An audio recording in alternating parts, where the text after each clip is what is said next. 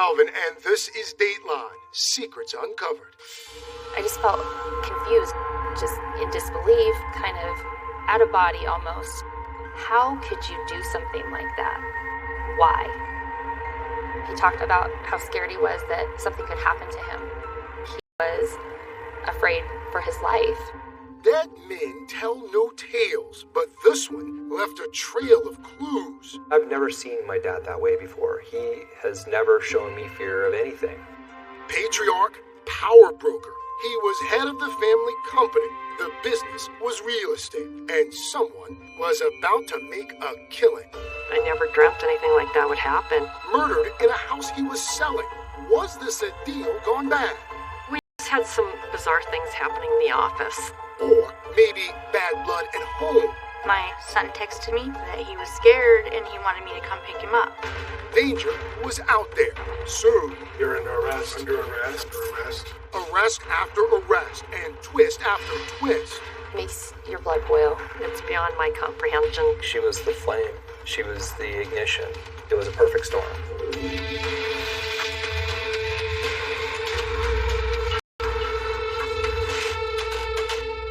Hello, and welcome to Dateline, Secrets Uncovered. Real estate broker Vern Holbrook was not the retiring type. Almost 80, he still loved selling houses. Then, he was badly beaten while out on a sales call. His family was devastated. The police, puzzled. Who wanted to harm this doting grandfather? The investigation would reveal Vern was keeping a secret, and his enemies were holding a dangerous grudge. Here's Josh Mankiewicz with Secrets at the Sunshine Motel. It's the pulse-pounding start to a heart-wrenching tale. Please!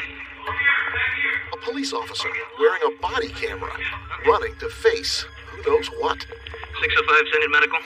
A man down, a room awash in blood. Who found him here? I did. That would be the first of many questions, and the starting line of a race for survival.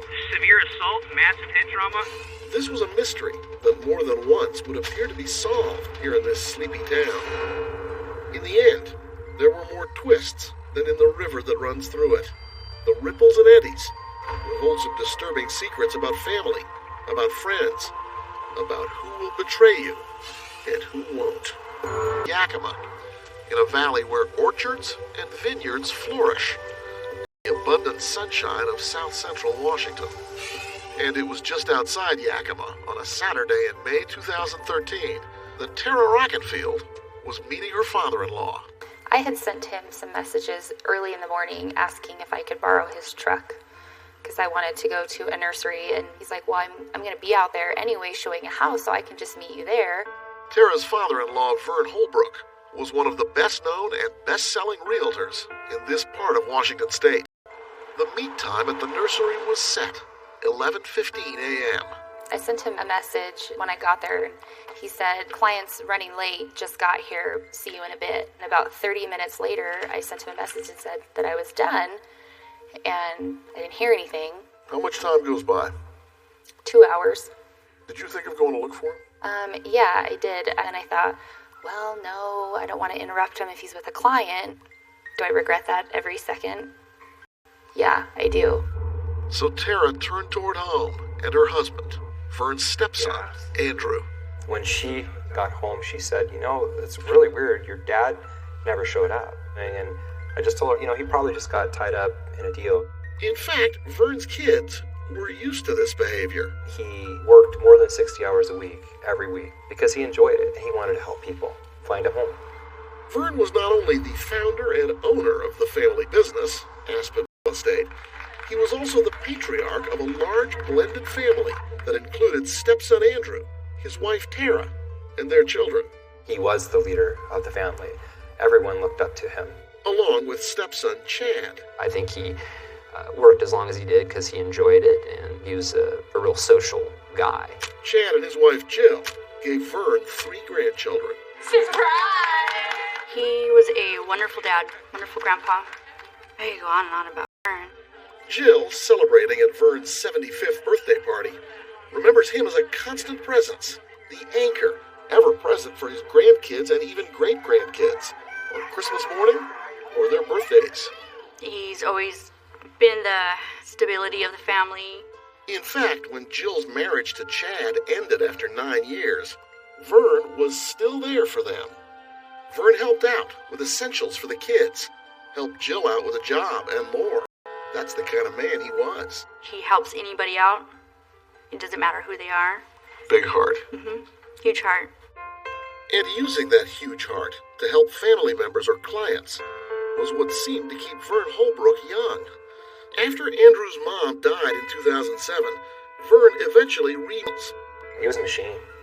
Vern had tried to slow down, even selling his company in 2008 to an ambitious young agent whom Vern had trained and taken under his wing, Daniel Blizzard, who was buying the business with his 2 brothers.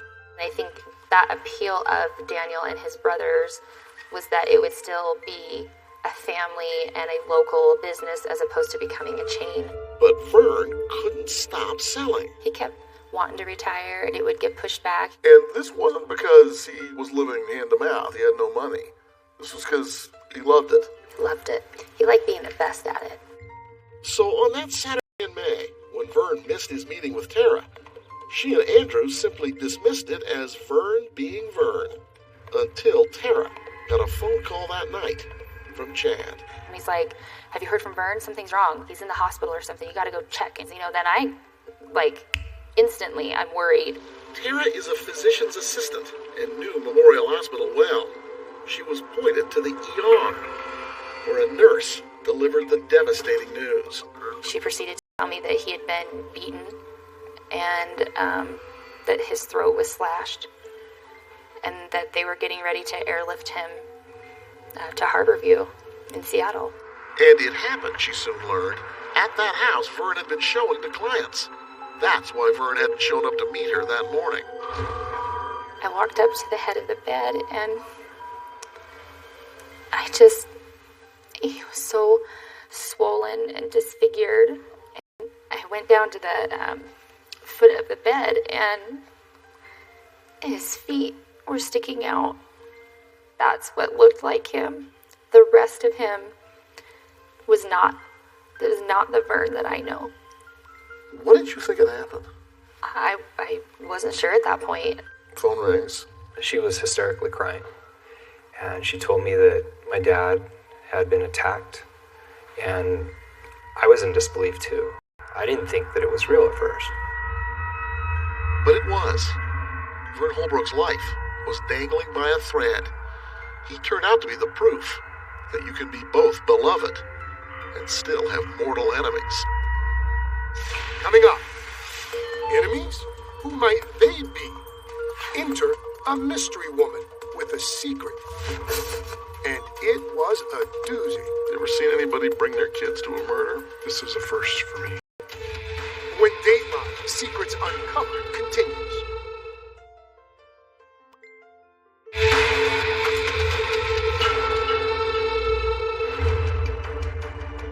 What began as a sunny Saturday at this trauma center in Seattle. They'd gathered quickly at Vern's bedside after hearing he'd been badly beaten, his throat slashed, apparently at a house he was showing to real estate clients. What were you told about his condition and his diagnosis? They were worried about how much air he was getting to his brain. The Vern that we all loved died that day. Vern's former daughter-in-law, Jill, remembers hearing of the attack and how it frightened the entire family. My son texted me that Grandpa was attacked and that he was scared and he wanted me to come pick him up. And the task of quieting the family's fears and finding out who had attacked Vern was now in the hands of this man, Sam Peralt, then a detective for the Yakima County Sheriff's Office. Did you know Vern Holbrook? I knew of him. He was just known to be one of the big movers and shakers in the real estate industry in the Yakima Valley. The detective had been called to the house where Vern was found that Saturday night. He'd heard from the responding officer, the one who wore this body camera, and captured these scenes from the moment he arrived just before 8 p.m., that a colleague had gone looking for Vern when Vern's wife had become worried that he didn't return from the showing. The colleague found him here, lying in a pool of blood at this rural home near the small town of Cowiche. The last people talked to Vern around 11:15, and so we could surmise that he had likely been attacked sometime around noon. So he'd been lying there for, maybe 7 or 8 hours? Yes. Not a whole lot of evidence to go on at the beginning. No. Vern's truck, still parked outside, offered little. His wallet was in there with his ID and his credit cards. So presumably not robbery. Right. In fact, as police inventoried the scene, only one thing seemed to be missing. The only thing they take is his telephone? That's what it looks like, yes. But Vern's missing cell phone didn't hinder the investigation. Within hours, the detective had Vern's phone records in hand. And you go to, the last person to call him? I was able to see the last number that connected, yes. Call that number? I did. And I left a message just asking for a return call. Who'd that phone number come back to? Adriana Mendez was the name attached to the account. The detective soon learned that Adriana Mendez was a 23-year-old mother of 3 with a minor criminal record for misdemeanor assault, living with her kids in Yakima at the Sunshine Motel. The next day, Adriana Mendez called back. We appreciate you coming down here today. And agreed to meet with detectives. I didn't mean to take so long and try to get up a call. What kind of vibe you getting off her? Admitted calling Vern twice the day of the attack. She said she wanted to talk to him about selling a mobile home, but he couldn't see her. He told me that he was busy, that he was showing a house, to call him back. Cell records confirmed Adriana's calls to Vern, but it was something else that convinced the detective that Adriana wasn't telling the truth. She insisted she'd never left Yakima that day. I wouldn't know what to tell you. I did not go out there. But phone records don't lie. People who forget about them do. And the detective had maps showing Adriana had made the last call to Vern from the same rural area where the attack took place. So she was pretty close to him when that call was made. Yes. You need to tell me the truth. Over the next several hours, Adriana's story changed again and again until she gave it up.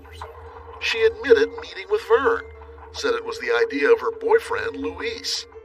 She told a story, backed up by surveillance tape from the Sunshine Motel, of Luis picking up Adriana and her 3 small children that morning at 10:45. She told detectives they drove to the house in Cowiche, met with Vern, and the kids waited in the car. She and Luis went inside with Vern to view the house. And in the back bedroom... What did Luis do to Vern?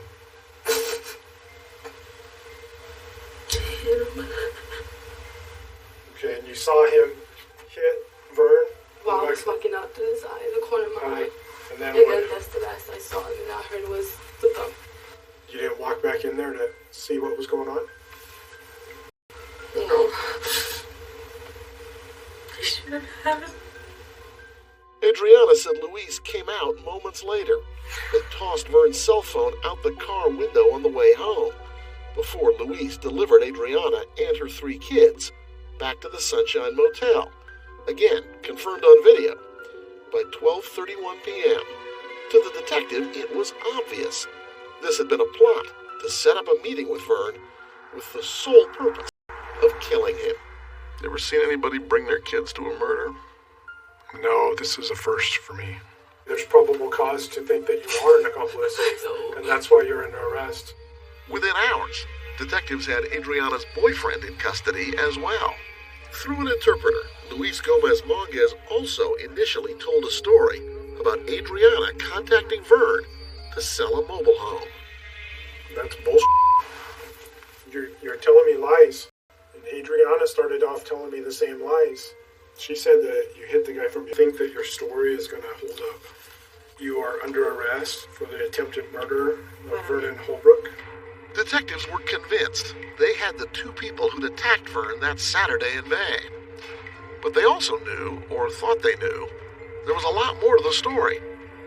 These suspects certainly weren't trained hired assassins. They were so clumsy, they'd even use their own phone. But where would this lead? Why would 2 people who never met Vern Holbrook want to kill him? Coming up, The bells and whistles definitely start going off. A sudden trail of clues, security video, text messages, a secret code. Was Vern worth more dead than alive? All of a sudden, I saw that he was fearful of his life. When Dateline Secrets Uncovered continues.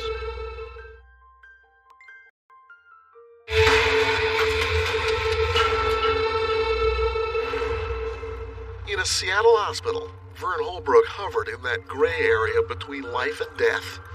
In the week after he was savagely beaten, his throat slit during a routine real estate showing in May of 2013. Detectives had quickly made 2 arrests.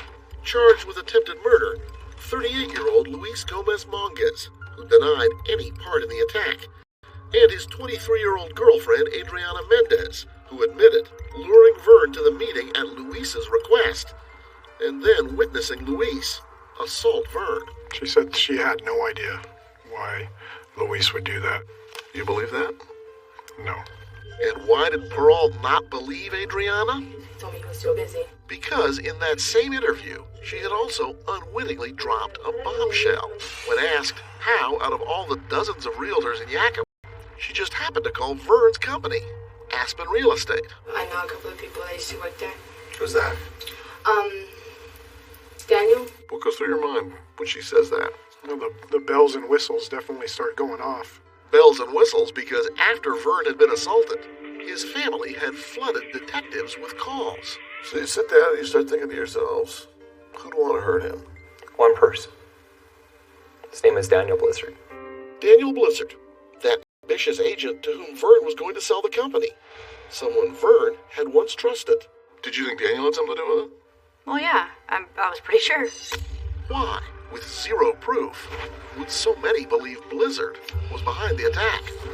Detective Peralt soon heard a story that went like this. In the fall of 2008, Vern called employees like bookkeeper Judy Craven to a meeting. He was selling the company. I think he wanted to spend more time with his family and just focus on the sale. To announce the sale, Vern was selling Aspen to Daniel Blizzard and his 2 brothers. Vern would stay on as the designated broker for 1 year. But the deal went south quickly. They made the first 3 payments, and then they just stopped. It was the height of the Great Recession. Real estate was tanking. Vern was understanding. But then the Blizzards approached Vern with a request. They asked my dad to take out what's called a key man life insurance policy, him being the key person or the key man in the organization. Because Aspen Real Estate really was just your dad. It absolutely was my dad. It made good financial sense at the time. Vern's death would cripple the company, so the life insurance policy would pay $1.58 million upon Vern's death.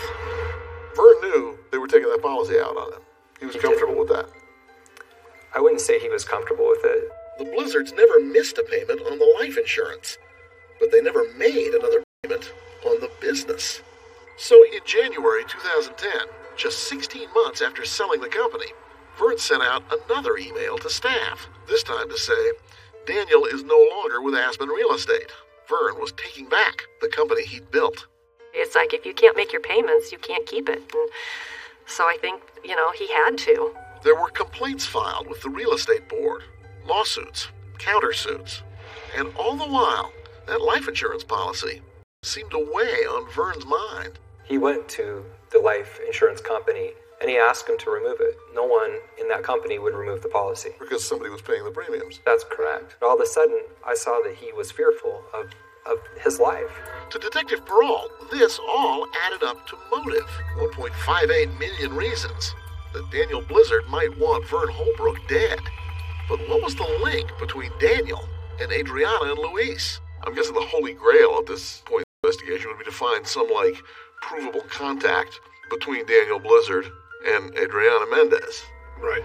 It turned out the holy grail was only a few blocks away at the Sunshine Motel. I went to the motel and they told me that big white guy would come in occasionally and pay Adriana's rent for her. So you get the security video. Right.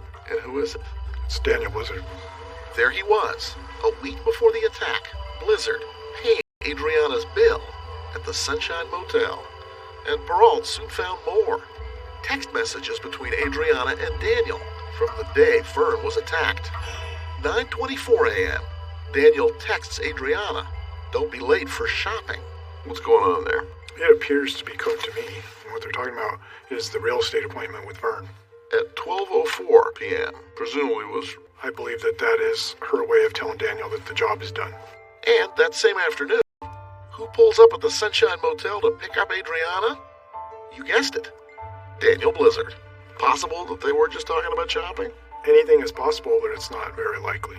Finally, in September 2013, nearly 3 months after the attack, the detective went to pick up Daniel. He didn't seem surprised to see me. And he didn't say, "Gee, detective, what could this possibly be about?" No, he didn't ask. I'm the detective who's investigating the attack on Vern Holbrook.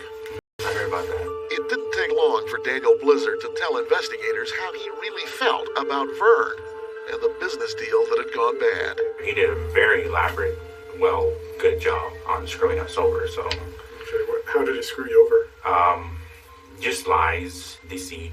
I have nothing bad against Vern at all. I mean, when I use these kinds of words, it's not like I have some kind of grudge or anything like that. And why was Daniel paying Adriana's rent and taking her shopping? Were you involved in a sexual relationship with Adriana?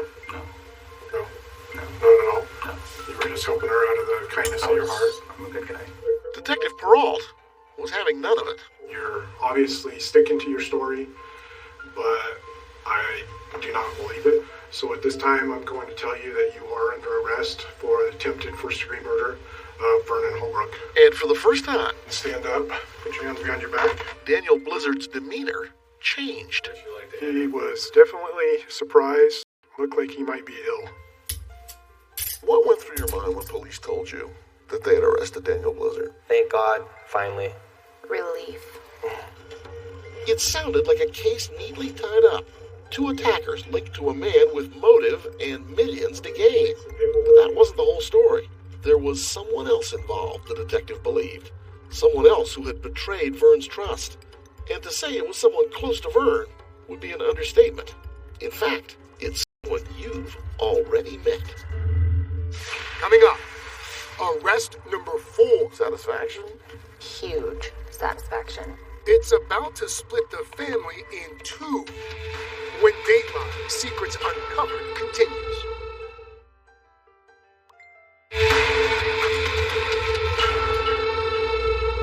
Welcome back to Dateline Secrets Uncovered. I'm Craig Melvin. As Vern Holbrook clung to life in a hospital bed, detectives pushed hard to solve his attempted murder. They arrested 3 suspects, including Adriana Mendez, the young mother who took her kids to the crime scene. Now, investigators were about to uncover the dirty little secret that tied Adriana directly to someone Vern called family. By the fall of 2013, 3 months after the attack, Vern Holbrook was in a coma, but somehow still alive. Did either of you hold out any hope for a recovery? I think you always want to believe and have hope that someone's going to get better. I joked with hospital staff all the time. This guy's ornery. If anybody can come out of this, it's going to be him.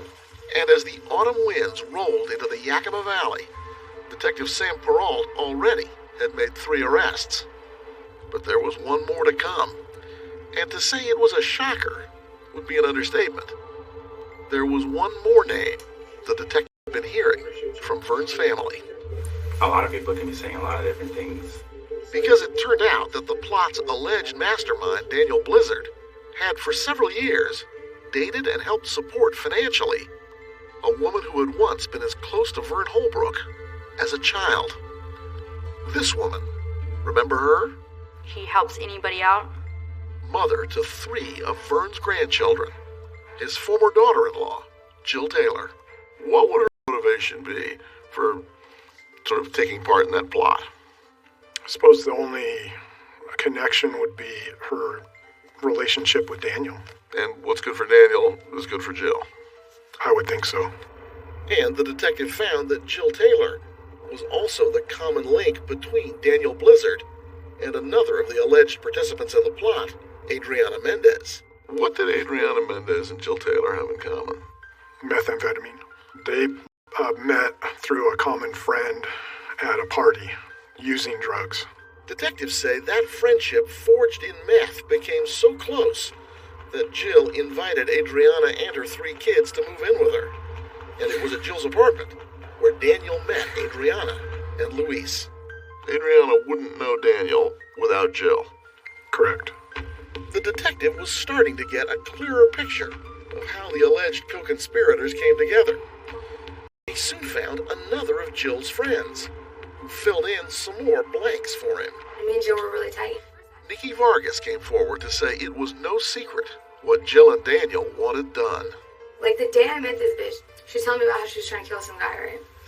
Her and her boyfriend. Did she say how? She tried to poison him a couple times. And when that didn't work, Daniel was trying to pay Jill $10,000 to kill this fool.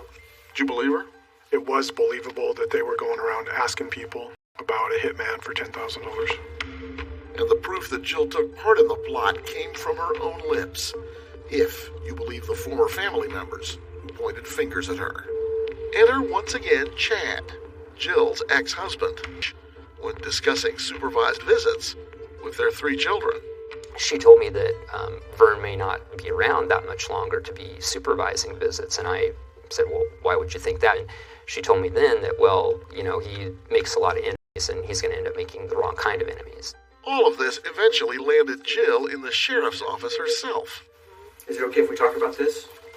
Well, I would rather have a lawyer. Okay, Beth. Just because it's such a delicate situation and I need a professional. I understand. I'm not trying to not, you know. I don't take that personally. I understand that. I do need to let you know that you are under arrest for attempted murder. Relief? Satisfaction? Satisfaction. Huge satisfaction. You saw Jill as being sort of what? A pawn of Daniel's. I think they used each other. No question she was involved. Not in our minds. 4 people were now charged with the attempted murder of Vern Holbrook. And then the case changed again. In January of 2014, 8 months after he was attacked, Vern Holbrook died from his injuries. It was a sense of relief for him that he didn't have to suffer anymore. But it was really hard for the entire family to see him not with us anymore. It turned the attempted murder into a first-degree murder, premeditated murder. And it sort of raised the stakes all around. Right. But once again, what seemed to be, and what would be, wouldn't quite line up. There was one more twist in that long river of lies. Look who's talking. As Vern Holbrook's chilling murder-for-hire case heads to court, a surprise on the stand. Coming up, Jill Taylor, the accused, becomes Jill Taylor, star witness. When Dateline Secrets Uncovered continues.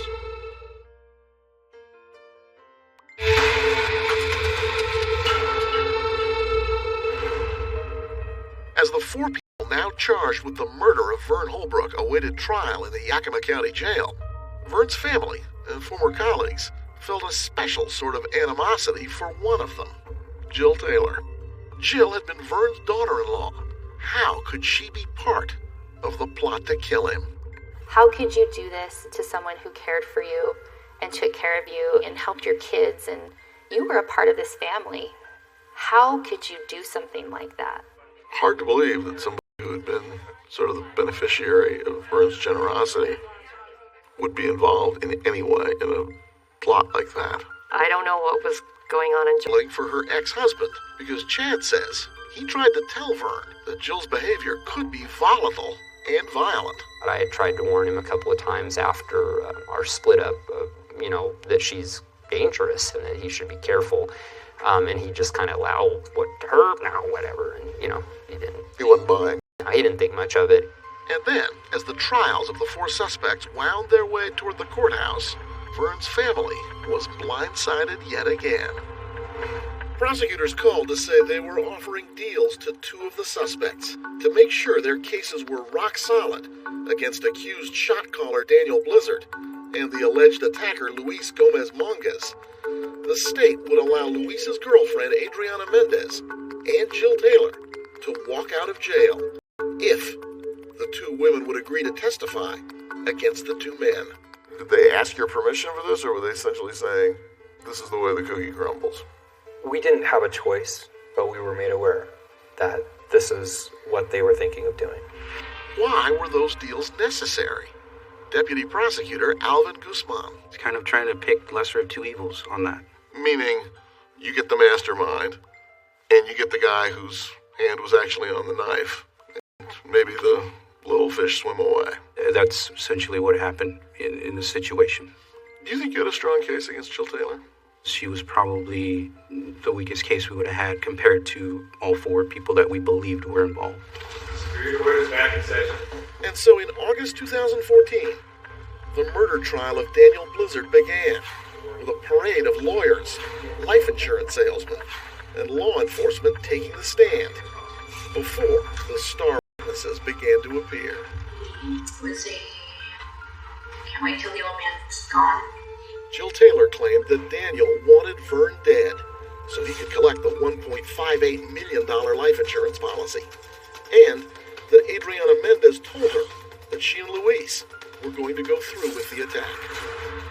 She said, we're gonna do that we're gonna kill her for Daniel. When it was her turn, Adriana Mendez said Daniel showed her a wad of cash to entice her. He told me, because I believe this is the money that I am willing to pay somebody $10,000 to complete this job. In fact, after the attack was over, Adriana claimed Daniel gave her the $10,000 plus a $2,000 bonus. That money was never recovered. This is outrageous. Blizzard's defense attorney, Peter Mazzone, argued that Adriana and Jill would have said anything on the stand because of those get-out-of-jail-free deals offered by prosecutors. So long as you testify, you will be let out. The defense argued jurors had to acquit Daniel Blizzard because of a lack of evidence. You will not hear of a single shred of forensic evidence of any kind linking this man or anybody else to that crime. After 3 weeks, the jury had the case, but it took less than a full day of deliberation to deliver a verdict. We, the jury, find the defendant, Daniel Blizzard, guilty of the crime of first-degree murder. Yes, what we wanted and what was right happened. It was a huge, huge relief that the jury found the truth. The judge sentenced Daniel Blizzard to more than 34 years in prison. A month later, the trial of Luis Gomez Monguez. He testified that it was not he, but Adriana Mendez, who had slashed Vern Holbrook's neck and struck him. Guilty of the crime of first-degree murder. The jury didn't buy it. The judge sentenced Luis to more than 26 years behind bars. The two men were going to prison. What would happen to those two women who'd cut deals to help put them there? And what would Jill Taylor have to say about it all? Coming up. He just set me up for everything. Daniel set you up? Yes. He set me up. Deeply involved or wrongly accused? We're about to hear from Jill Taylor herself when Dateline Secrets Uncovered continues.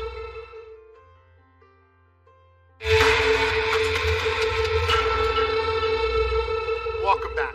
Daniel Blizzard and Luis Gomez Monguez were convicted of the first-degree murder of Vern Holbrook. Before delivering damning testimony, Adriana Mendez and Jill Taylor had both cut deals with the DA. Now, they were about to learn their fates. Meanwhile, Jill had one more secret to reveal, something she did not divulge on the stand, but was about to tell us. Here's Josh Mankiewicz with the conclusion of Secrets at the Sunshine Motel.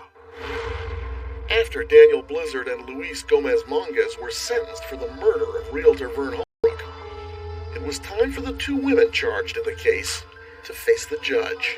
In exchange for her cooperation, Adriana Mendez, the woman who brought her 3 small children to a murder scene, was allowed to plead guilty to charges of assault and criminal rendering. She was sentenced to time served, about 15 months, and released. And Jill Taylor, Vern Holbrook's former daughter-in-law, was set free after spending about a year, meaning prosecutors do have the option of refiling at some point in the future. But at this point, Jill has never been convicted of any crime in connection with Vern's death. If it wasn't for Jill putting it all together, helping Daniel put the pieces together, this may not have happened. I think that's criminal, shouldn't have happened. She, in my opinion, definitely got away with murder. And when you walk out of this interview, she might be standing on the street. You never know. It crosses my mind. We wanted to talk to Jill Taylor, and it turned out she wanted to talk with us to tell a story of betrayal. But in her telling, she's the one who was betrayed. When we sat down with Jill, she'd been out of jail for about 3 months, claiming she was caught in a web of Daniel Blizzard's creation. When you heard that Vern had been attacked and left for dead, how'd you feel? That maybe you could have headed that off somehow? No, I wouldn't have headed off anyhow, because Daniel was determined to do what he wanted to do. I really cared about Daniel, and I was just really hoping that he would pull his head out of his rear. Maybe I have issues with letting people use me. He just set me up for everything. Daniel set you up? Yes. He set me up. It was a win-win for him. But remember, it was only through Jill that Daniel Blizzard met Adriana and Luis. Jill admits that's true. Admits she knew Blizzard had paid them. Admits she never told police. But told us something she never said on the stand. That Adriana convinced her the attack would never happen. I went to her hotel. It was about in April, and I just told her that I don't care how much money he's already lent you or whatever. You're not obligated to do anything. And she says, no, we're not gonna, we're not gonna do that, Adriana specifically told you she was not going to go through with the attack on Vern. Right. Yes. You must have been surprised when it turned out that I was they really went ahead and surprised. did it after all. Caught me off guard. We asked Jill about the death of a man who'd been good to her and her kids. Her answer was that the financial help Vern provided for her and her family has been overstated. I made $36,000 a year. Okay, I had a good job. I paid my own bills. He only helped me when I first split up with my ex-husband, and I paid him back every dime that he had helped me with. Jill blames Vern's family for making her look bad, particularly her ex, Chad. Your ex-husband wasn't the only person who thought you were a suspect. Pretty much everybody else in Vern's family mentioned you and Daniel Blizzard right away to police. Why? I don't understand why they think that I would do anything to him like that. I mean, what would I be gaining from it? What would you gain? Yeah. If Vern dies, Daniel Blizzard, who's your boyfriend, gets more than $1 million. The thinking. Don't you think if I was going to attack somebody that I would go attack somebody worth it? Well, $1.5 million is a lot of motive. I don't care about money. I don't get it, why people are so shallow when it comes to money. Jill's story? She didn't want the money. Her boyfriend lied to her. The couple that lured Vern to the home lied to her. But those claims that Daniel Blizzard had asked Jill to poison Vern? Well, those, according to Jill, are true. Daniel gave you poison. Mm-hmm. I think so. I just dumped it out. So. Do you know what kind of poison it was? Mm-hmm. And he said, what, put this in Vern's drink, or? Mm-hmm. And you said, what, I'm not going to commit murder? No, I just figured, whatever, I'm not going to do that. You're stupid. And you called the police? No. You didn't call the police? No, why would I? Well, someone had just asked you to commit murder. It could have been sugar water for all I know. I come from a world that you don't go to the police because someone sneezed wrong, Why did Daniel think that you were willing to poison him? I don't know. I did love him, and would have done, a lot of things for him. So you're kind of the victim here, huh? I don't like to call myself a victim. I mean, by your definition, yeah. Of course, there's one person who's pretty clearly a victim. Vern Holbrook built a successful business and loved his role at the center of a happy family. Did he trust too much? Should he have known what might be coming? Maybe. Those are tough questions to answer, because the truth is, no one wants to believe your business partner will betray you. After all, the idea is that they're just like family. That's all for this edition of Dateline Secrets Uncovered. I'm Craig Melvin. Thank you for watching.